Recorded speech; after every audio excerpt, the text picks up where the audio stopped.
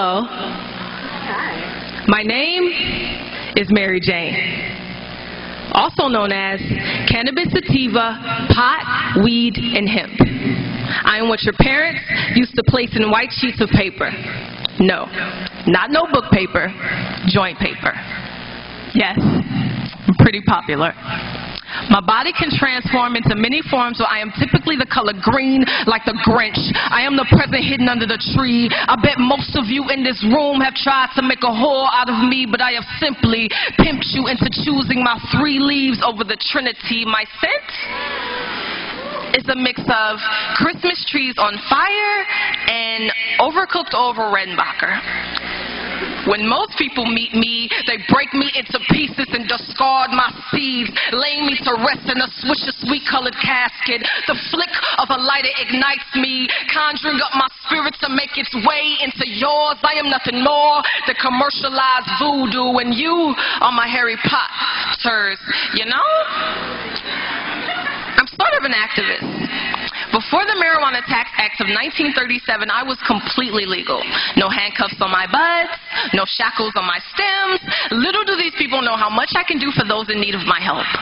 I abolished the pain of HIV and AIDS patients while amplifying the flesh, making every sin you could ever conceive more desirable than the apple dangling like death in the tree in the sight of Eve. Why do you think that every time you take a puff of me, all of a sudden you get greedy like there are hustlers in your stomach? I cause the munchies.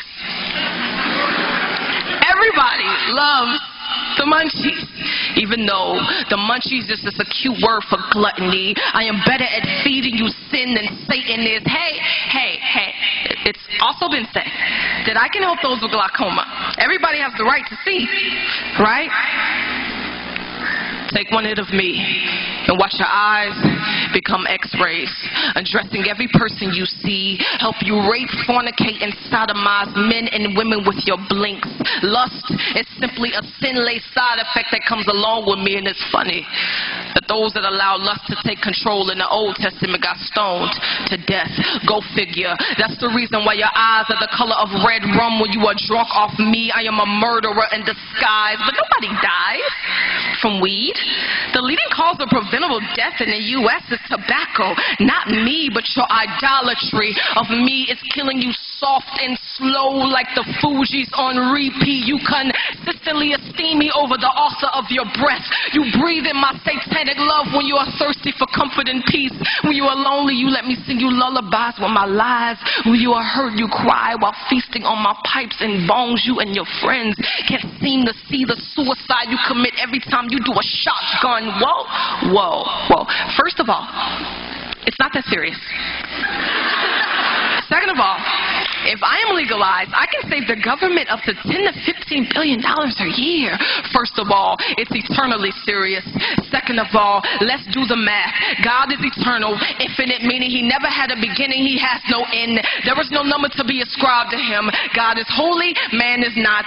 Sin is a direct slap in the face of God in which he created to honor him. Every puff, pass is storing up immeasurable wrath on the head of the transgressor. Hypothetically speaking, let's say every sin costs $1 million. I tend to produce lust, greed, hate, pride, idolatry, laziness, sexual immorality, munchies, gluttony, and every person I come in contact with, literally. That would mean that for every joint or pipe a bong smokes, you reckon in $9 million a high. If you were to smoke a blunt a day for 365 days, you would end up making $3,285 million in sin a year for every year you are with me against a holy, infinite, and righteous God, in which you will be expected to pay for on Judgment Day. You cannot afford to love me.